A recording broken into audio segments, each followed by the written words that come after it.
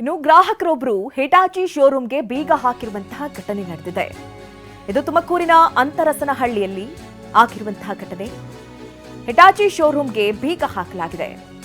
52 ಲಕ್ಷ ನೀಡಿ ಹಿಟಾಚಿಯನ್ನ ಖರೀದಿಸಿದ್ರು ಗ್ರಾಹಕ ಗಿರೀಶ್.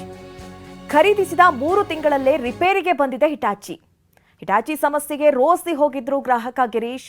ಹಲವು ಬಾರಿ ಮನವಿ ಮಾಡಿದ್ರು, ಅಲ್ಲಿನ ಸಿಬ್ಬಂದಿಗಳು ಸ್ಪಂದಿಸಿಲ್ಲ. ಸಿಬ್ಬಂದಿಯನ್ನ ಹೊರಕಳುಹಿಸಿ ಗಿರೀಶೇ ಬೀಗ ಹಾಕಿದ್ದಾರೆ. ತುಮಕೂರು ಜಿಲ್ಲೆ ಗುಬ್ಬಿ ಮೂಲದ ಗಿರೀಶ್ ಎಂಬ ಗ್ರಾಹಕ ಈ ರೀತಿ ಆಕ್ರೋಶವನ್ನ ವ್ಯಕ್ತಪಡಿಸಿದ್ದಾರೆ. 2025 ಡಿಸೆಂಬರಲ್ಲಿ ಗಾಡಿ ತಗೊಂಡಿದ್ದೀವಿ.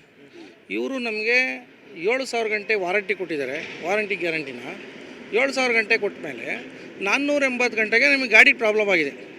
ಏನಾಗಿದೆ ಅಂದರೆ ಬೂಮು ರಾಮು ಎದ್ದೇಳೋದಿಲ್ಲ, ಫುಲ್ಲು ಸ್ಲೋ ಆಪ್ಷನ್ ಆಗುತ್ತೆ. ಅದಕ್ಕೆ ನಾವು ಕಂಪ್ಲೇಂಟ್ ಮಾಡಿರ್ತೀವಿ. ಕಂಪ್ಲೇಂಟ್ ಮಾಡಿದಾಗ ಇವರು ನಮ್ಮನ್ನು ಏನು ಹೇಳ್ತಾರೆ, ನಾವು ಬಂದು ಚೆಕ್ ಮಾಡ್ತೀವಿ ಅಂತ ಹೇಳ್ತಾರೆ. ಬಂದು ಚೆಕ್ ಮಾಡಿ ತುಂಬ ಇಂಜಿನಿಯರ್ಸ್ ಬರ್ತಾರೆ, ಹೋಗ್ತಾರೆ.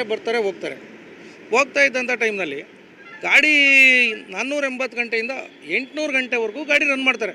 ಬರೋದು ಹೋಗೋದು ಬರೀ ರಿಪೇರಿ ಮಾಡಿದ್ದಾರೆ ಹೊರತು ಯಾವುದೇ ಟ್ರಯಲ್ ಮಾಡಿದ್ದಾರೆ. ಯಾವುದೇ ಕಾರಣಕ್ಕೂ ಗಾಡಿ ರೆಡಿ ಆಗಿಲ್ಲ.